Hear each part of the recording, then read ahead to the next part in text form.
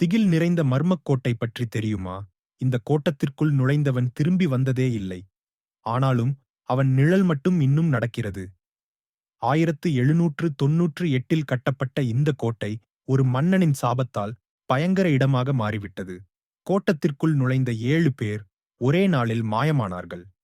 2020இல் அர்ஜுன் என்ற ஆராய்ச்சியாளர் இந்த கோட்டத்தில் நுழைந்தார். நள்ளிரவில் அவன் ஒரு ரகசிய அறையை கண்டுபிடித்தான். ஆனால் அந்த அறையின் சுவற்றில் ஏற்கனவே அவனது முகம் ஓவியமாக இருந்தது. எதிர்பாராத விதமாக கதவுகள் தானாகவே மூடப்பட்டன. அதன்பின் கோட்டத்திலிருந்து வெளியே வந்தது ஒரே ஒன்று, அவனது நிழல். அர்ஜுன் இன்று வரை காணாமல் போய்விட்டான்.